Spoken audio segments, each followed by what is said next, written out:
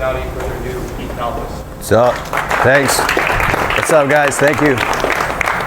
How you doing? What's up? I'm Keith Kalfas, and I am a landscaper. My business is literally, 15 miles from here, south. I started in 2011 with an eviction notice on my door and a brand new wife, and went out and hustled 100 hours a week and killed myself to get it off the ground.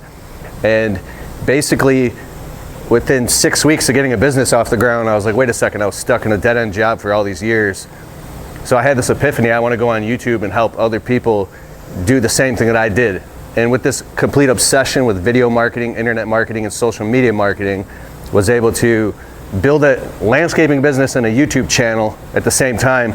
And they were both kind of like not going where they could be, because the saying, if you chase two rabbits, both will escape.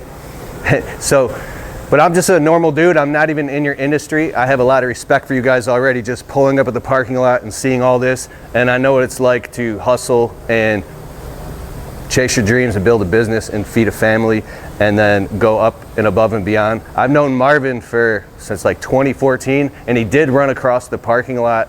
I mean, I ran across the parking lot to him because he was like nobody else. And I was like, bro, I have to talk to you just one more time. It was like, he looked at me stone cold. It was like one of those moments of truth. He's like, I just want to be the best human I can possibly be. And when he said that, it's like it almost put tears in my eyes, because it was like he didn't just mean in his business. He meant like everything. It was like that those moments where like some magnifying glass on your soul and you feel this responsibility and you're in touch with your mortality and stuff like that. And then I've watched him just take off and do amazing things. But anyways, I want to talk about and also get your feedback as well, because I don't know you guys yet. There's a couple different things I can talk about. The social media marketing aspect. We've got about 80 million views online, and we built 2 businesses at once. I just have a small landscape business, 3 employees. We've never done more than 170,000 in a year, because I fell in love with this media business that's gone on like a side hustle. We did like 283,000 last year online, mostly automated, selling online courses, ebooks, programs, and doing public talks and stuff like this. And it's like these automated sources of income. But then at the same time, I'm learning you can use the same stuff and cross-pollinate as being a contractor to get these views online that have customers calling you saying, like, I saw your video and I liked it and it made perfect sense. And it positioned me or anybody to where the customer is calling, they want a quote and they're ready to buy because they feel like they know you, like you, and trust you. Does anybody here take pictures and videos of their job sites and have a Facebook? Yeah, anybody a YouTube channel?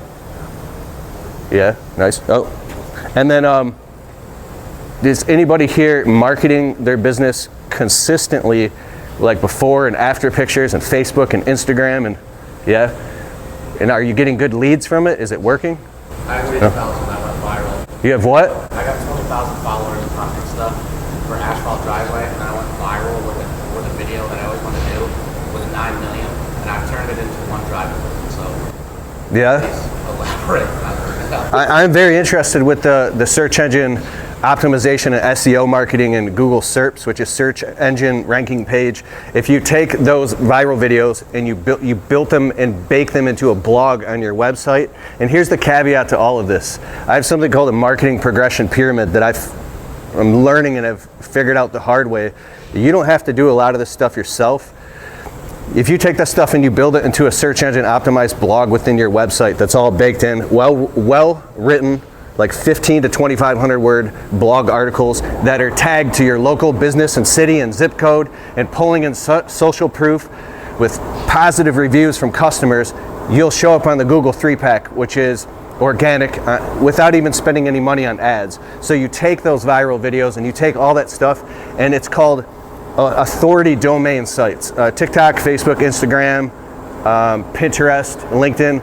When I say domain authority site, these are sites that have billions and billions of views. So Google indexes them with the crawlers, and then out of the literally hundreds of millions of sites on the internet, it'll put them in high ranking. So when you link all your business information inside of those, and then you pull that back to your website like an interconnecting spider web, and you do it consistently on a drip feed basis, then it pushes you up the ranking charts, because you're putting out consistent content that is relative to your market and your marketplace and to the avatar, which is your customer, and then you'll start showing up organically. And then, so does anybody have any interest? There's two different things I'm split on wanting to talk about here. I'll go right into this.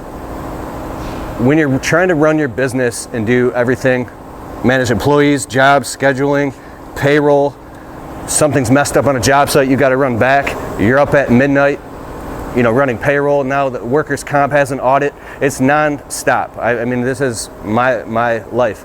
I'm like, how in the hell am I going to find time to do this marketing? Like, oh shit, I forgot to take the before and after picture. I just didn't have time. You can hire virtual assistants on a site called upwork.com that will literally help you. They love doing this, and they'll do all this stuff for you on autopilot. We have 8 to 12 pieces of content going out per day, every single day, hundreds of pieces of content per month. I have 17 virtual assistants now and built an entire media business and pay them anywhere between like $15 to $125 an hour, depending on what it is. But on an average about 20 bucks an hour. So my only job at my business is to take the before and after picture, take videos, vlogs, and I just upload that stuff to Dropbox, and I don't do anything else. My video editor takes the video, makes the video. My virtual assistant and I'll show you how to do all this stuff, will take that content and chop it up and share it on Instagram, TikTok, Facebook, and Reels and stories and all that stuff. And then everything that I say, if I have a video where I'm talking for 7 minutes straight about a specific topic, my podcast producer will take that and extract the audio, put an intro and an outro and bumpers, and pump that out to 17 different podcast platforms. And we use AI for well-written show notes. And then my blog article writer happens to be in Virginia.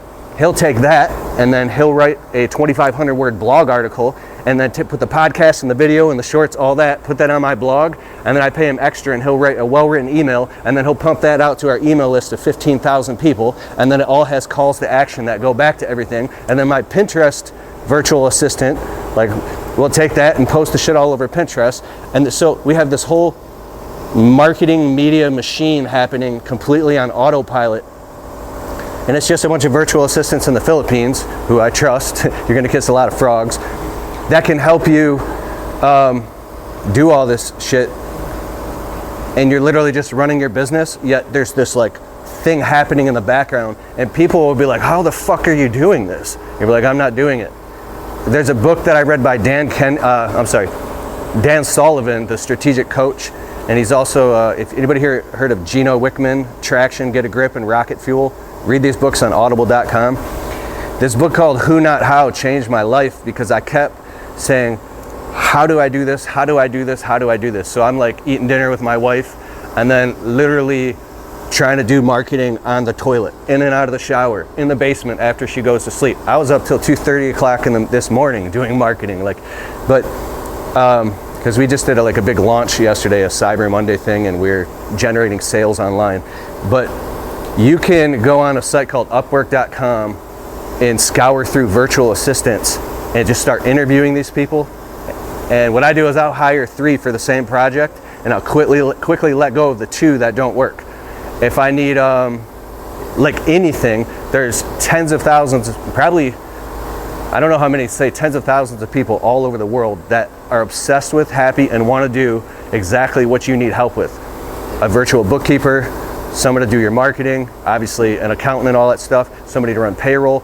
And we've gone completely, with the pandemic and everything, people are really online and work from home. So you can have, aside from your core team that you run your business with, because you need boots on the ground banging out the actual jobs, everything else can be completely virtual. And so what we do is we have weekly pulse meetings with the virtual assistants, and we just hop on Zoom once a week at Fridays at 2 o'clock for an hour or two. And here's the thing that changed everything. So earlier I called this thing called the marketing progression pyramid. First of all, you have pain and suffering, and you know you have a problem, but you don't know how to fix it.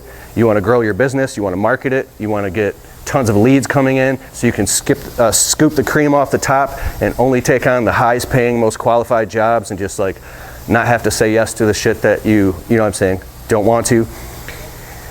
Well, the next step in this marketing progression pyramid is you know you have a problem and you're actively working on solving it, but you're wearing all the hats and pulling your hair out because you're only one person, and that's how you end up in burnout, because you're wearing all the hats. The next step of this pyramid is where you have people that you've hired that are helping you in the field, in the office. You got an office manager, you got a secretary. Like we use Jill's Office virtual assistants.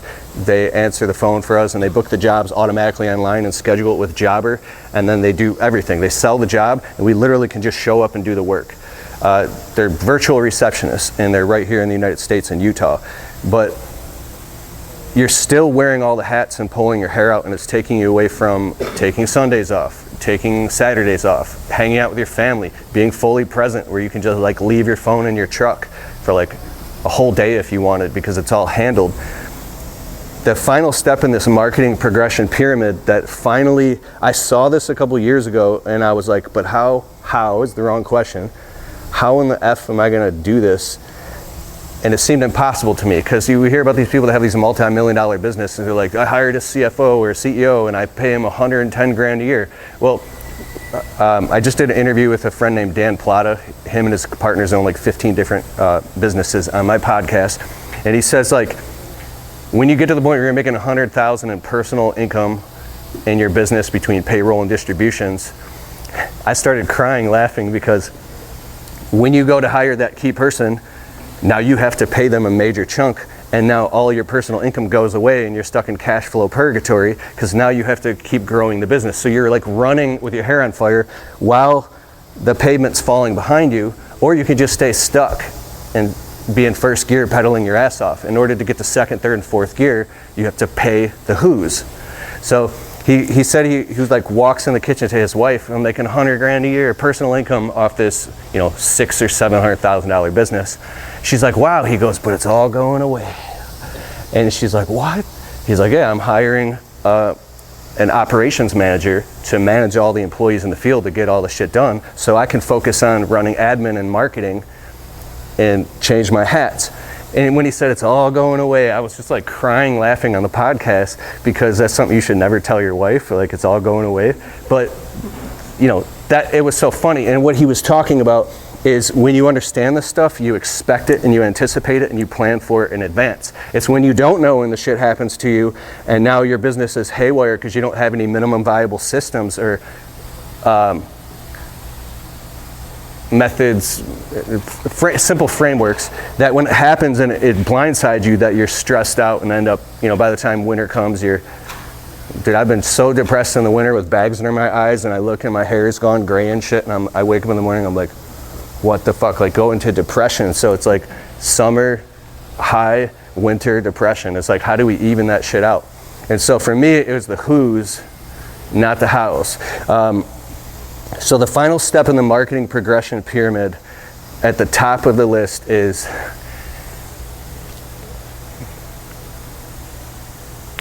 it's an integrator. There's the visionary integrator relationship. You now, if that's what you want to do, become the visionary of your business, and then you hire the integrator, and it could be just a kick-ass office manager that does all that stuff for you. So my integrator now, I can't tell you her name, but she's in Texas. She's a fucking rock star. I wish she would have come into my life 5 years ago, but I wasn't ready. And dude, I'm like literally sending this lady gourmet brownies and gift cards to Outback Steakhouse. I could cry for how thankful I am, because now in my business, everything that I have a vision, she's like, hold up. Let's put that on our CRM. It's called Monday.com, where all of the ideas and business marketing ideas and everything we have is completely categorized and organized to exactly what needs to be done. And it's all time-based with triggers. So if we have a new idea that comes in, it's like, wait, we're working on this project. You sure you want to do this? All right, we'll set that up for March. So now we have a marketing content calendar with themes that we're putting together, and I've hired a consultant. So when I'm on the weekly pulse call with my virtual assistants and paying a consultant to guide us along, here's what it is. I have the integrator on the Zoom calls with us, paying attention to everything, and she's taking notes, and AI is recording it and creating show notes.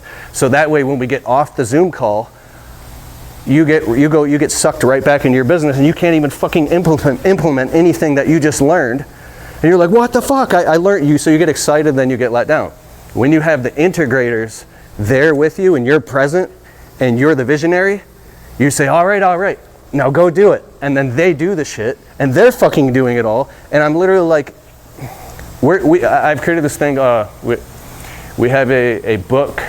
It's the operations manual for my landscape business, and it's getting thicker and thicker and thicker. This is a dream come true, and I'm flipping through these beautiful pages of our 4 steps to training employees, the 16 documents any employee must sign before we can cut them a check, background check, drug screen, social media release form, non-disclosure agreement, all that stuff, our budgets, everything, on and on and on. I'm like, how? And I showed this to I'm like crazy in love with my wife, and because we were like poor as shit in a 1-bedroom apartment, and I couldn't fucking figure it out, and I was really depressed. And to watch where we're at now is a dream come true.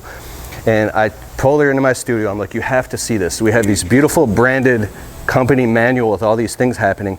And she's like, oh my God, this is beautiful. This is amazing. This is gorgeous. And I'm like so proud of it. And I almost feel weird, because I didn't do any of the shit. I know everything line by line. I'm on the phone with the lawyer. I'm asking questions and making sure everything is super, super legit. Like if a T's not crossed and an I's not dotted, like I'm getting up at 3 o'clock in the morning and praying and shit and calling up my assistant, and I'm like, I have to make sure, because I'm sorry, I'm going too deep with that, but integrity is everything. And so basically you can hire people to do all the shit for you, and you can do it through virtual assistants on a site called upwork.com.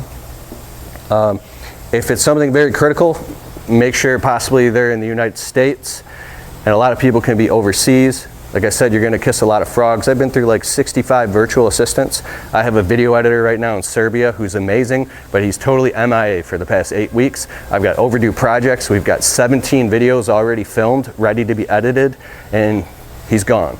I have 3 more video editors. One is in Russia, but since the sanctions, I just don't know if I can hire him anymore. So multiple video editors and people on board doing stuff. And the next step is make sure that all these virtual assistants are all cohesively in understanding with your brand and everything that you do. So everything they do looks consistent, has consistent textures, fonts, tones, the messaging is correct. We have something called a brand style guide. So anybody, if we have a graphic designer do anything, everything looks exactly the same and looks branded. So therefore the messaging that's coming out on the internet and on social media, they immediately know that it's my stuff. So think about that in your business. Am I going too far here? Is this resonating? Okay. You can do like all this stuff. And the next question by Tim Ferriss, the author of the 4-Hour Workweek, he has this free guide. It's like the 17 questions you have to ask yourself. And my favorite one is, what would this look like if it were easy? So I would be like, this is so hard, and I'd get overwhelmed because I have a lot of anxiety sometimes. I would say, wait a second, this shit is easy. So, build it into your marketing. You don't have to have a fancy camera. You can use your phone. Start taking the footage of the job sites and before and after pictures. Here's an amazing thing I learned.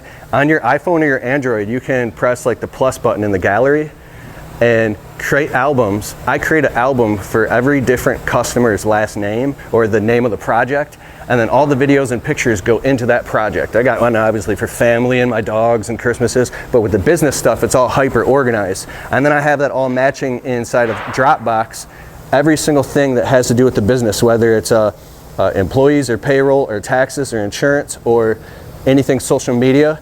It's all out of my head and in the cloud, so my virtual assistants can access it. And so everything that comes in real time is being uploaded to the cloud with tags, so the virtual assistants can go right in and grab what they need, and they don't have to keep bugging me. So if you're trying to scroll through your phone like, fuck, where was that one picture? It's right where it's supposed to be because you're doing it in real time. So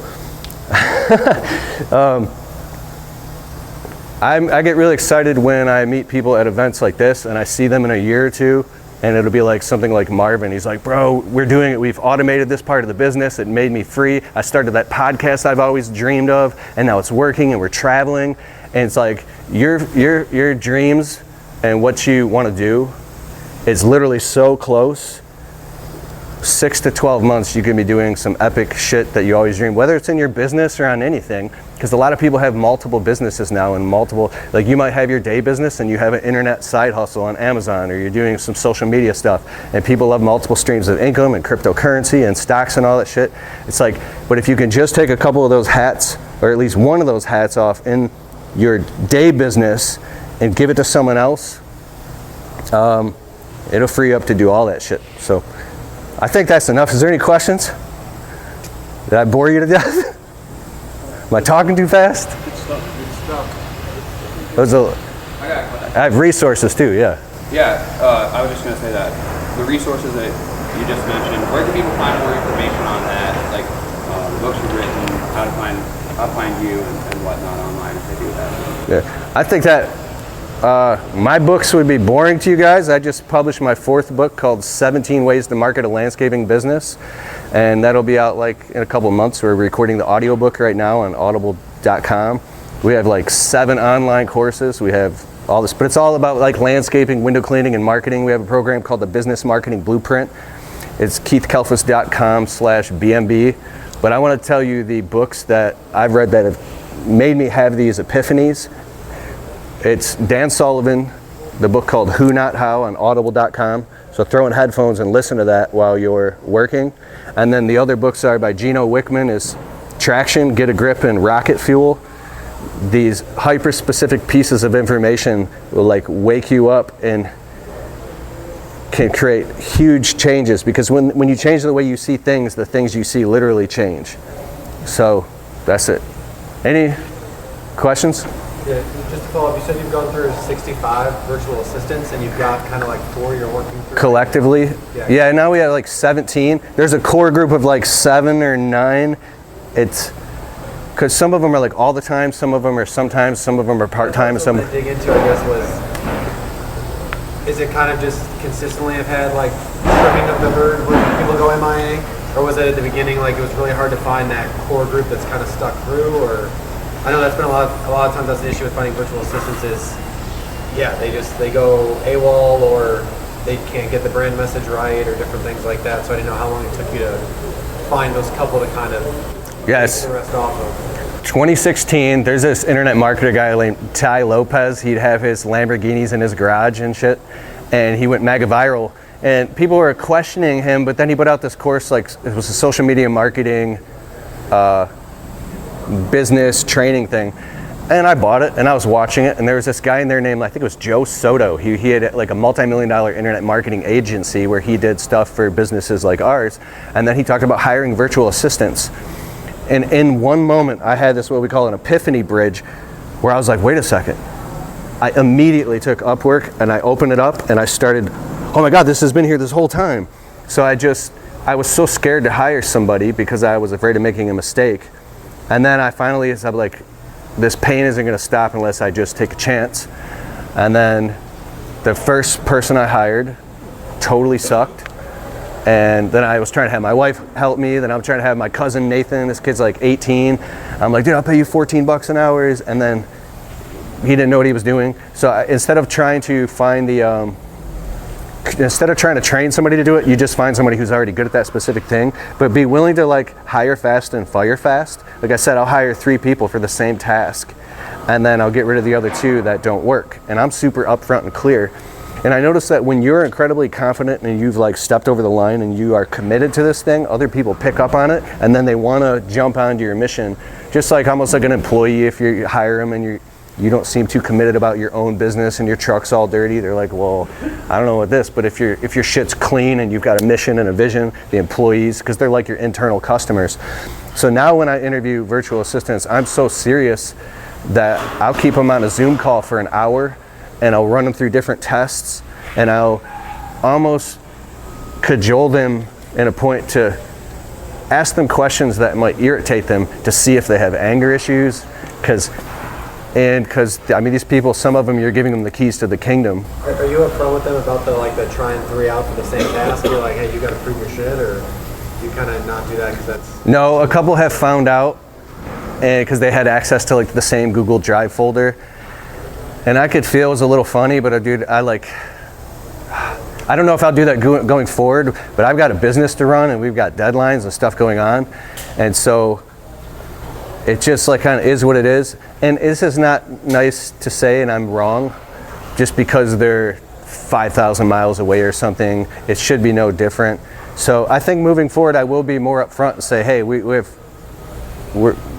hiring multiple positions, and we're just going to pick the one that resonates the most.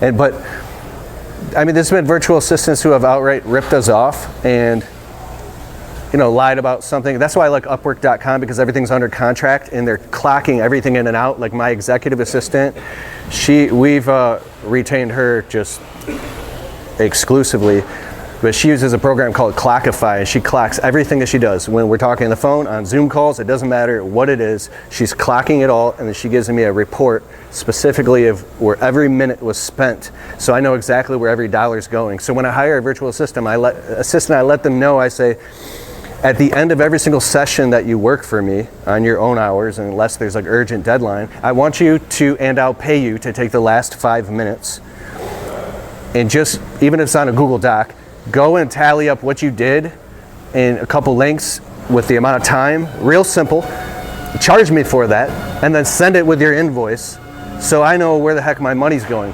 And if they ever stop doing that and fall off, hey, where's that thing? Where's that thing? Because if they can't follow simple directions, then how are they gonna follow through when the going gets tough? So I just set the expectations just like an employee. Like employees in my landscape business, I'm like, you can't even work for us unless, like I'm not gonna put the camera in your face, but we shoot videos every day. Unless you're comfortable with being on camera, you can take a drug test, pass a background screen. And so they're like sitting here signing all this shit. I'm like, dude, I'm not gonna like come after you or anything. I gotta protect my business and my ass, but we're gonna crush it. We're gonna kill it. I'm excited. And so it's like, same exact thing. Did that answer it? Yeah. Just jump in and do it. You might go through 3 or 4 virtual assistants, and then you'll find one that'll stick with you, and you'll be like, oh my God, 3 years has gone by, and this person is doing tremendous things in my business, and I couldn't imagine my business without him. And the next thing is, don't think that each virtual assistant is gonna be the savior of your business. Like, oh my God, because you get excited, be like, I found this person, because one thing can happen, and now they're MIA. I have a virtual assistant in the Philippines who will literally just disappear for like 6 weeks straight. And I'm like, oh my God, what's going on? So now she's gone from my main assistant to my secondary assistant because she's so good at what she does. And now I have a main assistant who's not as good, but is reliable and dependable.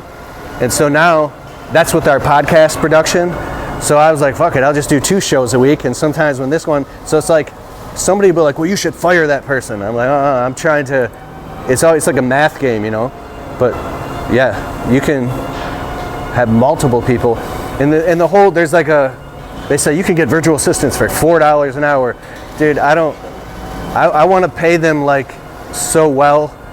Like in Asia, I forgot, and don't quote me if I might be wrong, like in December, it's like a whole holiday. There's some tradition where you pay them what they would have made the entire month.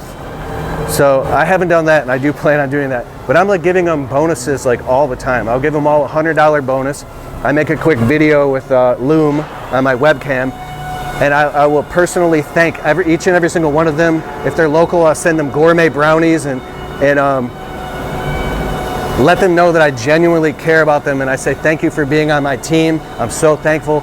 And that reciprocity works amazing, and they stick. So I have become my VAs, and as freelancers, I'm their favorite client. And now they're so much more loyal to me, because we're building a team, we're going somewhere. Yeah. So, any other questions? Come on, something. All right. You sure? What's up? I'm sorry. He's begging for a question. Yeah. So, what would you recommend, like a first hire to be? Like, if I have no virtual assistants, what would be the first step in getting one? Like, what would I let go first? What would you what? Like, what task would you recommend letting go first? Oh, the first task, the first virtual assistant you should hire, I think, is actually a bookkeeper to log onto your QuickBooks and your bank accounts, a trusted bookkeeper, so they can only see transactional data, and then start doing all your books for you and give you monthly profit and loss statements and balance sheets when you need it, so you know exactly what your books are. And so our bookkeeper is like $365 a month. We have one bookkeeper, 2 businesses, so it's like $500 a month. And like our books are perfect now. So that would be like in conjunction with like an in-house controller or something like that. You have them like take a second look and reconcile and send reports and stuff like that. I don't know the answer to that, but if you have somebody in-house, that's even better, I would say. Okay. But we hire an agency, or it's Best Damn Bookkeeping by Dan Plata. Okay. So yeah. All right, everybody. Thanks, Yeah. Keith. Really Thank you. appreciate it, man. Absolutely. Keith, you stick around a little bit? Yeah. All right, so if you have questions or you'd like to get Keith one-on-one for a minute, he'll be around here for a little bit.